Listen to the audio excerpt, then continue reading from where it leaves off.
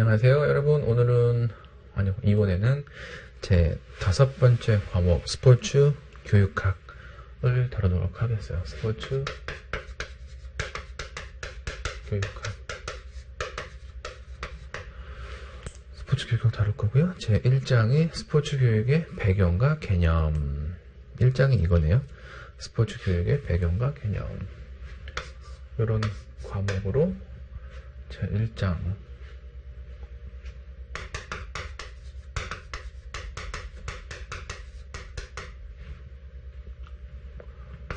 배경과 개념 요거에 대해서 할게요. 자, 스포츠 가르치기에 대한 역사적 관점, 관심 이런 얘기로 등장하네요. 스포츠 가르치기 뭐 어렵게 생각할 거 아니고요. 그냥 체육 혹은 체육 교육 이렇게 생각하면 되겠어요. 언제부터 했냐? 1980년대부터 90년대 중반, 그 다음에 90년대 중반, 현재 이렇게 나눠져 있네요. 1980년대부터 이제 시작한 것다고 했는데, 질적 연구 방법론이 주목을 받으며 스포츠 교육에 대한 질적 연구가 성장했고, 뭐 다양한 형태로 이루어지고 있다. 최근의 노력, 체육에서의 최근의 노력은 패러다임의 변화로 인해 체육교육에 대한 전체적인 시각이 실천적인 과제를 강조하는 형상으로 변화했고, 실제 문제와 이론 사이의 문제를 해결하려고 했고, 체육 수업의 방식이 학생 중심적으로 바뀌고 있고, 과거에 비해서 훨씬 다양화되고 있다. 연구 풍토 및 스포츠 이론 토착에 대한, 한국 스포츠 이론의 토착에 대한 노력으로 학문의 자립을 이루고자 한다. 자, 요거 볼까요? 요거는 이게 배경이 될 수 있으니까 좀 정리를 하자면, 첫 번째가 패러다임 변화.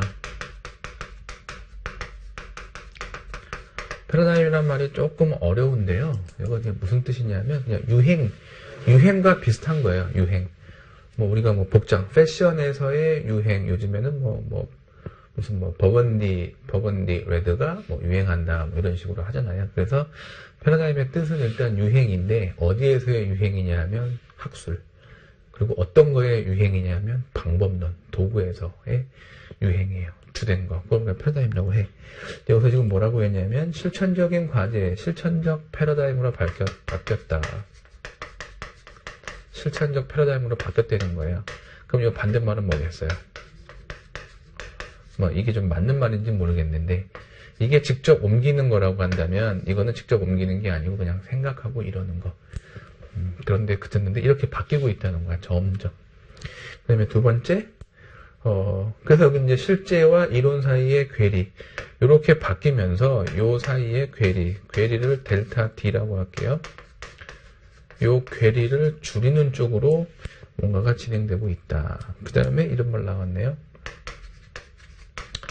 학생 중심이다. 그러면은 옛날에는 뭐였다? 네, 교사 중심이었다. 이런 거. 그럼 뭐에서 이렇다는 거예요? 뭐 의사결정이나 교육 목표나 이런 거. 그 다음에 여기 보면 여기에 학문적 자립성이 있다. 그러면 여기는 옛날에 반대말을 친다면 종속성이라는 거겠죠. 어디에? 여기가 일반 교육학에, 그래서 여기를 우리가 교과 교육학이라고 한다. 이렇게 표현이 바뀌었다. 이것만 한번 짚고 넘어갈게요. 스포츠 교육의 개념을 살펴보면 협의와 광의 이렇게 있는데, 협의는 스포츠를 교육적 수단으로만 한정하는 거, 그 다음에 삶의 의미를 포괄하는 거, 이렇게 구분하고 있네요. 그런데 이게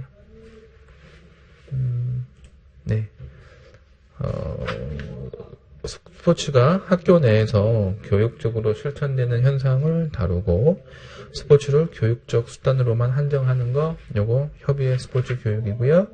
교육적인 활동뿐만 아니라 삶의 의미를 추구하는 것을 포함하는 좀 더 넓은 거, 이거를 광의의 스포츠 교육이라고 한다. 스포츠 교육의 현재를 살펴보면, 학교에서의 스포츠 교육은 이러이러하고, 생활에서의 스포츠 교육은 이러이러하고, 경기에서의 스포츠 교육은 이러이러하다라고 되어 있는데, 이거를 우리가 어떻게 이해할 수 있냐 하면, 첫 번째, 학교와 관련된 것은 학교 체육이다라고 얘기할 수 있고, 그 다음에 생활에서의 관련된 것은 생활체육이다라고 얘기할 수 있고, 그 다음에 경기에서의 스포츠 교육은 전문체육이다 라고 얘기할 수 있어요. 이렇게 조금 구분지어서 얘기를 한다면, 학교에서의 체육의 대상은 누구냐 하면 학생이고요. 생활체육에서의 대상은 국민 대다수고요. 전문체육에서는 우리가 선수라고 하고, 가끔 이 친구들이 학교에 나이가 어려서 학교 다니기 때문에 학생 선수라고 해요. 이게 이제 그 대상이고요. 이제 뭔가를 가르치는 사람을 학교 체육에서는 교사라고 하고요. 생활체육에서는 스포츠 지도사라고 하고, 여기는 운동부 지도자라고 하는 거예요. 여기는 체육 교사가 되겠죠. 옛날에는 이게 생활체육 지도자였죠. 이렇게 되어 있는 거죠. 그래서 여기서 하고 있는 활동, 가르치는 활동을 우리는 교수 학습 활동이라고 하고, 여기를 강습, 지도 이렇게 얘기하고, 여기를 우리가 코칭 정도라고 얘기를 하죠. 때로는 이것이 수업이라고 불리고, 그래서 요렇게가 다 같은 얘기들이에요. 같은 얘기들인데 경우에 쓰이는 이 상황에 따라서 말이 약간 다르다. 그래서 스포츠 교육 현재는 학교에서는 이렇다, 생활에서는 이렇다, 전문체육에서는 이렇다라는 얘기를 하고 있는 거죠. 여기까지 해서 제 1장 스포츠 교육의 배경과 개념. 배경으로서 여기 이렇게 바뀌고 있고, 체육이. 그 다음에 개념은 광의와 협의가 있었고, 그 다음에 이 부분은 스포츠 교육의 현재라고 해서 이런 부분을 다뤘어요. 여기까지가 이제 1장을 마무리할게요. 1장을 마무리하고 제 2장 바로 이어 넘어갈게요. 279쪽이에요. 자, 스포츠 교육의 그 다음에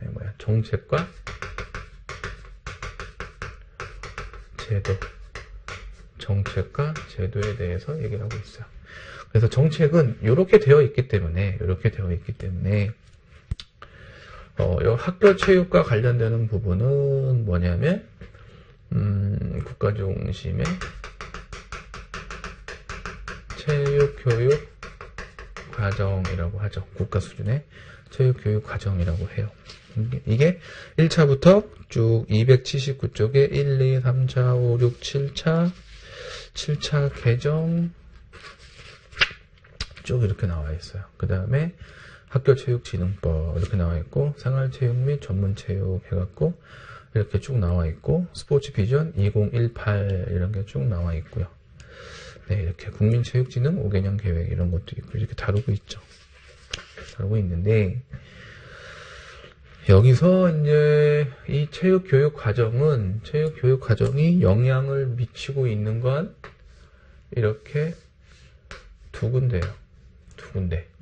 즉, 이게 왜 두 군데냐 하면, 체육교육 과정은 학교 체육에 영향을 미치잖아요. 근데 학교 체육은 어떻게 구분되어 있냐면, 학교다 그러면 학교에는 크게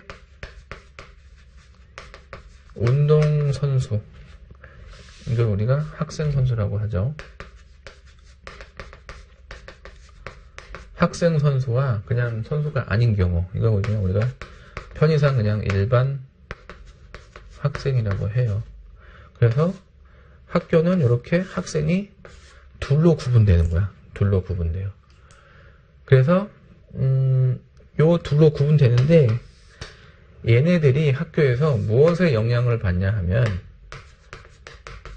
체육과의 교육 과정이라고 하는 커리큘럼이라고 하는 거에 영향을 받는 거죠. 이게 학교가 시작된 게 1950년대부터 시작이 됐는데, 이때부터 지금까지 2018년까지 해서 영향을 받는다는 거죠. 이렇게 개정이 되어 왔어요. 이것이 어떤 그 장기 계획이에요. 마스터 플랜이에요. 이 마스터 플랜에 의해서 학교라는 것은 운영이 되고 있는 거야. 그래서 여기에서 체육교육과정이 지금 뭐 7차에 걸쳐서 몇 년까지 쭉 이렇게 바뀌어오고 있는 거죠.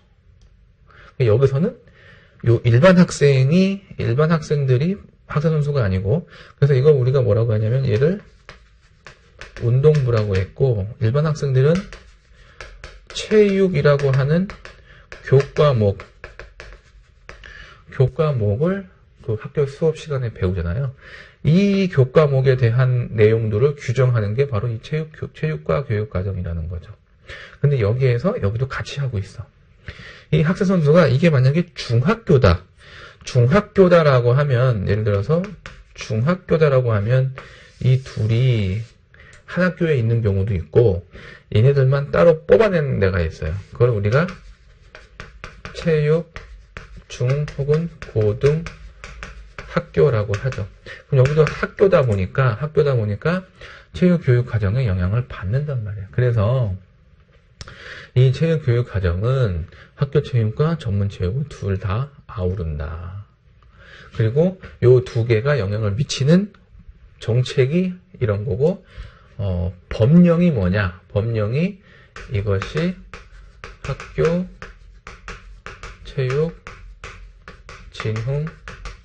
진흥법이다. 근데 이게 2015년경에 만들어졌다. 그러면 다른 말로 하면 2015년 이전에는 학교 체육에 대해서 이렇게 얘기하는 법률이 있었다 없었다? 드러내놓고 하는 법률은 없었다. 그럼 그 전까지는 뭘 했냐? 뭐 초등교육법, 뭐 중고등, 고등교육법, 초중등 교육법 이런 것만 있었는 거죠. 그런 거에 의해서 그렇기 때문에 이런 말은 나오는 거야. 그 체육교육이 자립성을 갖지 못했다라는 말이 나오는 거예요. 일반 교육학에 속해 있었다. 이런 식으로. 그러다 보니까 이론적이었다. 괴리가 컸다. 우리 뭔가 안 맞는 게 있으니까. 그래서 이렇게 연결되는 게 학교체육진흥법이고, 그러면 요 생활체육도 이렇게 해서 어떤 정책이 있을 거잖아요. 그 정책이 뭐냐면 국민체육진흥법. 이건 1970년대인가요? 1970년대 그 정도에 생겼어요. 그래서 이제 그때부터 쭉 저거에 연결돼 있었죠. 그럼 여기에서도 이 생활체육과 그 다음에 일부 전문 체육을 다뤄요. 일부가 뭐냐면 그 일부에 해당하는 건 나이가 학생인 경우에는 학교체육진흥법에 영향을 받는 거고, 예를 들어 대학 이상 성인들을 대상으로 한 성인 선수라고 그럴까요? 성인 선수의 경우는 이렇게 영향을 받는 거예요. 이렇게 해서 스포츠 교육의 어떤 정책과 제도, 법령 이런 것이 여기 이렇게 제시가 되어 있다. 이게 지금 큰 그림인 거예요. 큰 그림. 이해되죠? 그래서 스포츠 교육은 학교체육, 생활체육, 전문체육이 그러니까 이중적 역할을 갖는 거예요.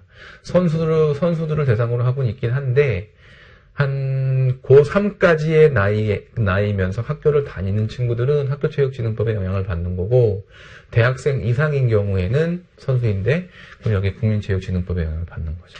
생활체육은 이렇게 하면 되는 거고. 목적이 다르죠. 생활체육과 전문체육은. 얘는 목적이 뭐냐면 우승하는 거에 있겠지만, 얘는 목적이 뭐냐면 건강이나 이런 데 관심이 있어요. 학교체육은 건강에도 관심이 있고, 이런 경우 건강에도 관심이 있고, 이런 경우는 우승에도 관심이 있겠죠. 근데 궁극적으로 추구하고 있는 거는 어떤 전인적 성장 이런 데 목적을 두고 있는 거예요. 이것이 이제 1장과 2장에서 얘기하는 스포츠 교육의 어떤 배경, 개념, 그 다음에 정책과 제도다. 이 중에 하나로서 요 중에 이제 요 부분에 초점을 둔 걸 우리는 뭐라 그러냐면 학원 스포츠 제도 혹은 학교 운동부 제도의 같은 말이에요. 같은 말이고, 국민체육진흥법에 의해서 이렇게 성인 선수 고등학생들이 이렇게 운동을 해가지고 대학 가는 거, 대학 진학과 관련해서 특혜를 줬었죠. 그거를 우리가 체육 특기자 제도라고 하고 있는데, 요거는 지금 문제가 좀 많아서 점점 축소하고 있는 거고, 요 특기자 제도가 좀 기형적이다. 그렇잖아요. 기형적으로 이거 하나만 잘하면 대학을 쉽게 갈 수 있으니 거기에 몰두하는 경향이 있다 보니까 인간적으로 약간 편협되거나 혹은 한쪽으로 치우친 사람들이 양성이 되는 것 같다라는 어떤 비판, 사회적인 문제의식 때문에 이거를 점점 없애자라고 하면서 뭐라고 얘기했냐면, 이제 대학을 가건 뭘 하건 혹은 시합을 참여하건 학생 선수가 사람으로서 지켜야 할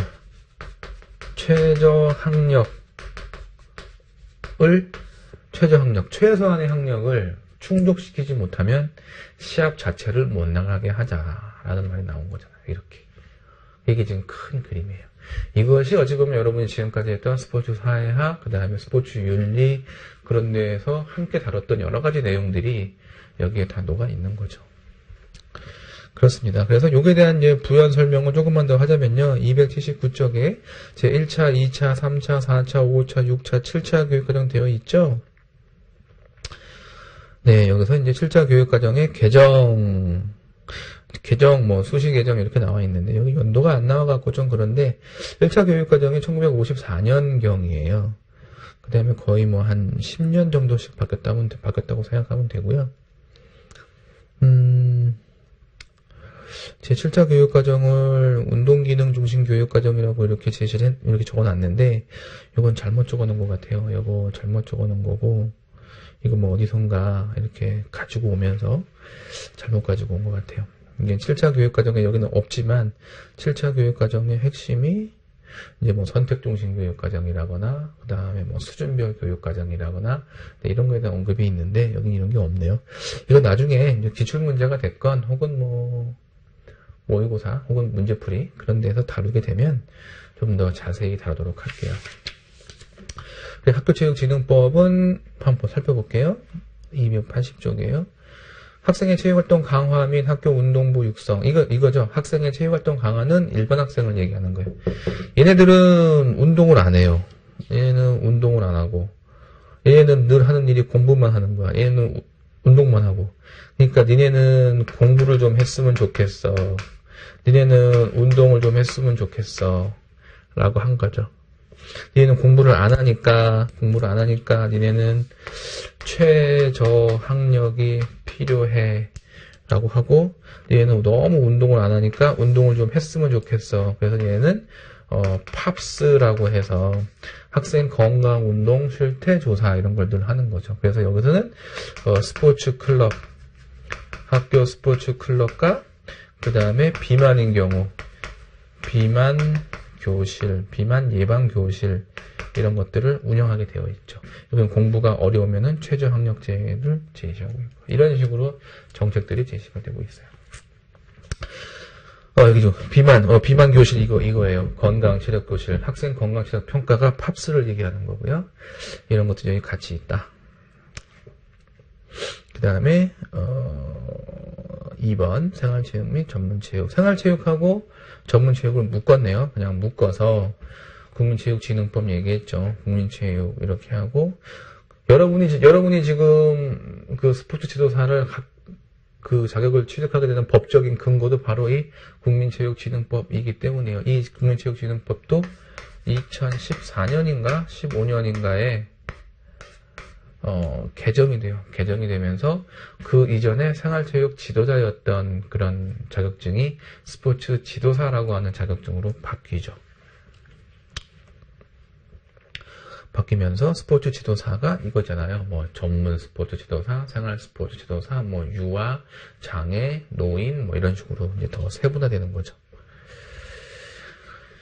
그 다음에 280쪽 아래 국민생활체육 진흥 종합계획 계약구 스마일 100이라는 이런 정책이 있네요.